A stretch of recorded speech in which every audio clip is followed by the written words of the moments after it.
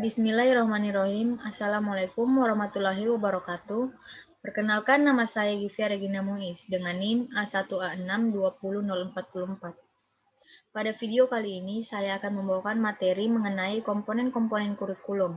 Namun, sebelum masuk pada pembahasan inti, saya akan menjelaskan terlebih dahulu mengenai pengertian kurikulum. Pengertian kurikulum. Kurikulum merupakan sejumlah tahapan yang didesain untuk siswa dengan petunjuk institusi pendidikan yang isinya berupa proses yang statis ataupun dinamis dan kompetensi yang harus dimiliki. Oleh karena itu, kurikulum pendidikan sangat penting, maka kurikulum harus mempunyai pijakan atau landasan yang kuat, sehingga pendidikan itu tidak akan mudah terombang-ambing oleh keadaan zaman, karena yang dipertaruhkannya adalah manusia, yang dihasilkan oleh pendidikan itu sendiri. Yang pertama, komponen tujuan. Komponen tujuan berhubungan dengan arah atau hasil yang diharapkan. Dalam skala makro, rumusan tujuan kurikulum erat kaitannya dengan filsafat atau sistem nilai yang dianut masyarakat. Bahkan, rumusan tujuan menggambarkan suatu masyarakat yang dicita-citakan. Tujuan pendidikan memiliki klasifikasi dari mulai tujuan yang sangat umum sampai tujuan khusus yang bersifat spesifik dan dapat diukur, yang kemudian dinamakan kompetensi. Tujuan pendidikan diklasifikasikan menjadi 4, yaitu yang pertama, tujuan pendidikan nasional atau biasa disingkat dengan TPN, adalah tujuan yang bersifat paling umum dan merupakan sasaran yang harus dijadikan oleh pedoman setiap usaha pendidikan. Tujuan pendidikan umum biasanya dirumuskan dalam bentuk perilaku yang ideal sesuai dengan pandangan hidup dan filsafat suatu bangsa yang dirumuskan oleh pemerintah dalam bentuk undang-undang. Secara jelas, tujuan pendidikan nasional yang bersumber dari sistem nilai Pancasila dirumuskan dalam Undang-Undang Nomor 20 Tahun 2003 Pasal 3. Yang kedua, tujuan institusional atau biasa disingkat dengan TI adalah tujuan yang harus dicapai oleh setiap lembaga pendidikan. Tujuan institusional merupakan tujuan antara untuk mencapai tujuan umum yang dirumuskan dalam bentuk kompetensi lulusan setiap jenjang pendidikan, misalnya standar kompetensi pendidikan dasar, menengah, kejuruan, dan jenjang pendidikan tinggi. Yang ketiga, tujuan kurikuler atau biasa disingkat dengan TK adalah tujuan yang harus dicapai oleh setiap bidang studi atau mata pelajaran. Tujuan kurikuler juga pada dasarnya merupakan tujuan antara untuk mencapai tujuan lembaga pendidikan. Dengan demikian, setiap tujuan kurikuler harus dapat mendukung dan diarahkan untuk mencapai tujuan institusional. Yang keempat, tujuan instruksional atau tujuan pembelajaran atau biasa disingkat dengan TP.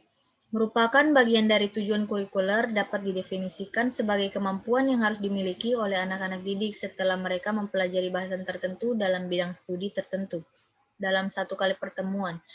Karena hanya guru yang memahami kondisi lapangan, termasuk memahami karakteristik siswa yang akan melakukan pembelajaran di suatu sekolah, maka menjabarkan tujuan pembelajaran adalah tugas guru. Menurut Bloom dalam bukunya yang berjudul Taxonomy of Educational Objectives yang terbit pada tahun 1965, bentuk perilaku sebagai tujuan yang harus dirumuskan dapat digolongkan dalam 3 klasifikasi atau 3 domain, yaitu domain kognitif, afektif, dan psikomotor. Yang pertama, domain kognitif.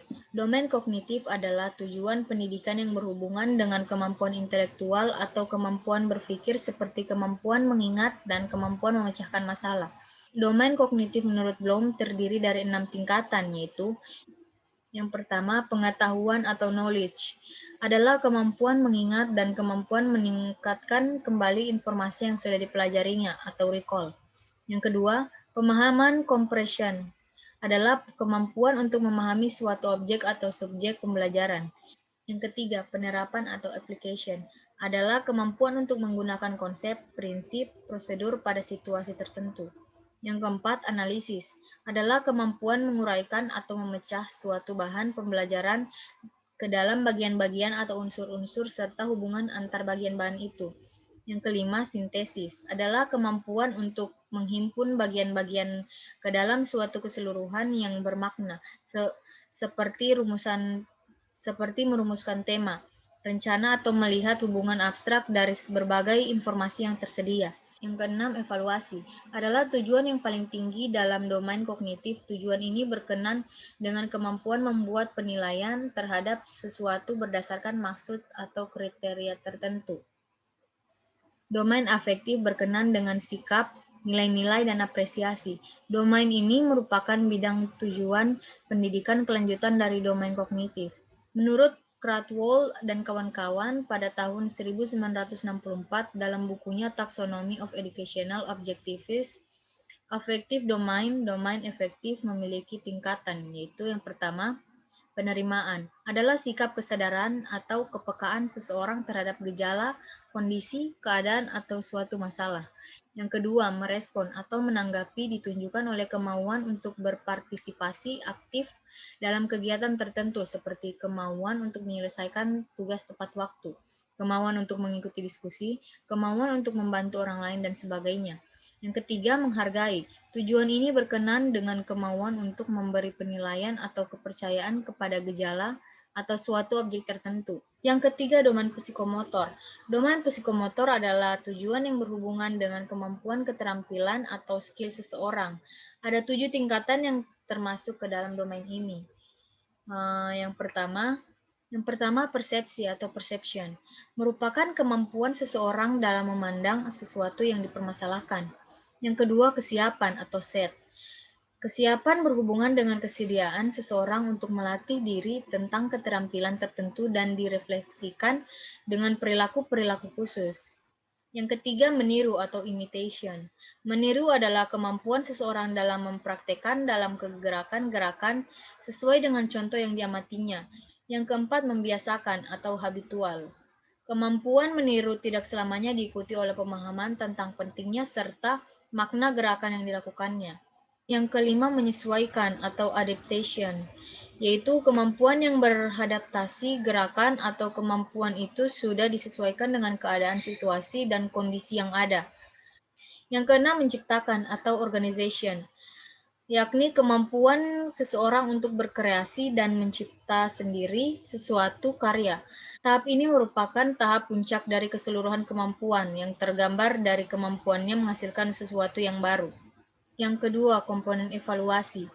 Tujuan evaluasi yang komprehensif dapat ditinjau dari 3 dimensi, yakni dimensi 1 atau formatif sampai sumatif, dimensi 2, proses sampai produk, dan dimensi 3, operasi keseluruhan proses kurikulum atau hasil belajar siswa. Ketiga dimensi itu masing-masing mempunyai 2 komponen, maka keseluruhan evaluasi terdiri dari 6 komponen yang berkaitan satu sama lain. Dimensi 1. Yang pertama, formatif. Evaluasi dilakukan sepanjang pelaksanaan kurikulum. Data dikumpulkan dan dianalisis untuk menemukan masalah serta mengadakan perbaikan sedini mungkin. Yang kedua, sumatif. Proses evaluasi dilakukan pada akhir jangka waktu tertentu, misalnya pada akhir semester, tahun pelajaran, atau setelah 5 tahun untuk mengetahui efektivitas kurikulum dan dengan menggunakan semua data yang dikumpulkan selama pelaksanaan dan akhir proses implementasi kurikulum. Dimensi 2, yang pertama, proses. Yang dievaluasi ialah metode dan proses dalam pelaksanaan kurikulum. Tujuannya ialah untuk mengetahui metode dan proses yang digunakan dalam implementasi kurikulum. Metode apakah yang digunakan?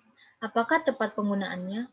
Yang kedua, produk. Yang dievaluasi ialah hasil-hasil yang nyata, yang dapat dilihat dari silabus, satuan pelajaran, dan alat-alat pelajaran yang dihasilkan oleh guru, dan hasil-hasil siswa berupa hasil tes, karangan, termasuk tesis, makalah, dan sebagainya. Dimensi 3, yang pertama, operasi.